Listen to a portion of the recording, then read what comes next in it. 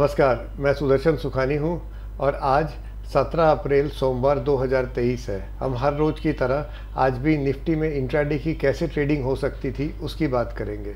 यह trend analyser software है जिसको मैं प्रयोग में लेता हूँ आपको इसके ट्रेंड्स दिखाने के लिए। ये ट्रेंड 22 नाम का टूल है, बहुत सरल है। जब ये लाल रंग दिख रहा है आपको, इसका मतलब बाज़ार मंदी में है। जब नीला रंग दिखता है, ब्लू रंग दिखता है, तो बाज़ार तेज़ी में है। इसके लो के नीचे बिकवाली होती है और हाई के ऊपर ख़रीदारी होती है। इसीलिए यहाँ बिकवाली हुई नहीं, यद्यपि बीच में बाज़ार मंदी में आया, पर क्योंकि लो कटा ही नहीं पिछले 2 बार का लो।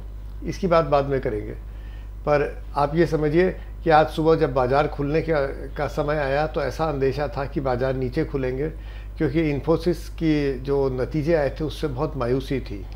दूसरी तरफ बैंक खुशहाल थे, लेकिन दोनों मिलाकर ऐसा ये लग रहा था कि इन्फोसिस शायद बाज़ार को अधिक नीचे ले जाएगा। हुआ भी यही, बाज़ार गैप के साथ खुले और शुरुआती आधी घंटे में बाज़ार काफ़ी नीचे गए। कुल मिलाकर 15,772 का लो बनाया, जो कि शुक्रवार की क्लोजिंग से 250 अंक नीचे है। 250 अंक बहुत होते हैं। अब ट्रेडिंग कैसे होती?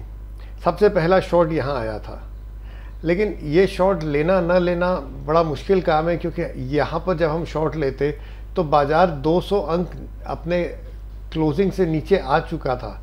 तो प्रश्न चिन्ह है, कम से कम मैंने तो ये शॉर्ट लिया नहीं, क्योंकि 200 अंक नीचे आके शॉर्ट लेना, उसके बाद कब कोई रिलीफ रैली आ जाए इसकी संभावना समझ में नहीं आती है। पर आप लेते तो भी इसमें नुकसान नहीं लगता, क्योंकि यहाँ बिकवाली हुई थी, यहाँ ख़रीदारी हुई, पर इतना नीचे आकर शॉर्ट लेना शायद होशियारी नहीं होती। ये ट्रेड यहाँ से शुरू हुए। हमें ना इस बार बाज़ार के पैटर्न को, इन ट्रेंड 22 को इसलिए काम में ले रहे हैं कि कोई रिलीफ रैली भी आएगी तो अच्छा ट्रेंड ऊपर का मिल जाएगा। इसलिए अपनी अकल ना लगा के इसी पैटर्न को, इसी सेटअप को काम में ले लो, क्योंकि ये हमको ख़रीदा ही देगा। और बिल्कुल इसने हमको यहाँ ख़रीदा दिया। ख़रीदाने के बाद बाज़ार ऊपर जाता गया, अचानक झटका लगा, नीचे आया, हम यहाँ निकले। अब हमारी इच्छा थी तो हम कहीं भी ऊपर भी निकल सकते थे, कोई आवश्यक नहीं है कि हम इसके लिए वेट करते। 1, 2, 3 ट्रेड हुए उसके बाद। इसके बाद इन तीनों ट्रेड का निचोड़ ये था कि कमा कर निकले, और अगर हम इसको भी शामिल कर लें तो 11 अंकों की कमाई है, जो कि कमाई नहीं है, क्योंकि स्लीपेज और वो खर्चे भी लगते हैं।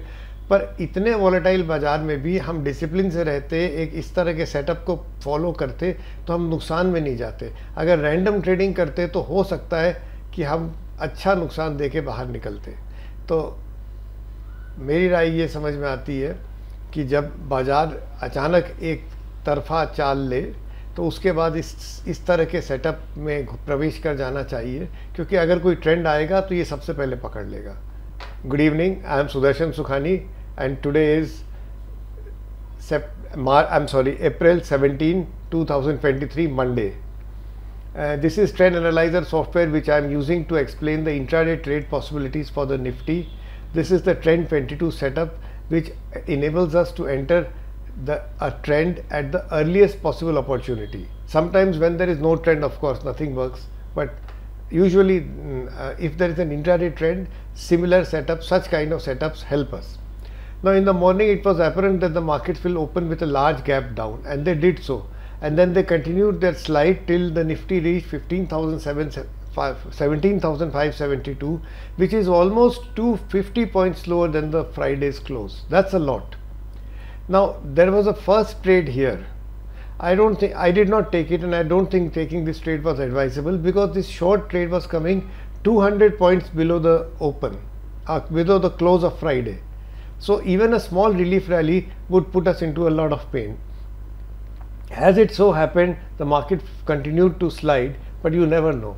But from this point onwards, I took the trades on this chart simply because if there is a relief rally from this very sharp downtrend, trend 22 or similar patterns will enable us to catch the trend and ride it, which happened. We went long here, we rode the trend all the way to the top.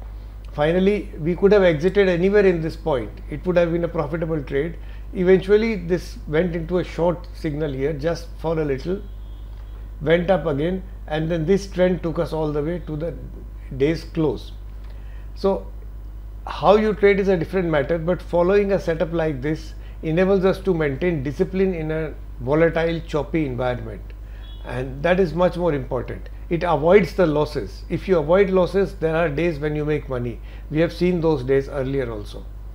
So if you had followed all the trades, you would have made 11 points, which was nothing, because there is cost, slippage, everything else is also there.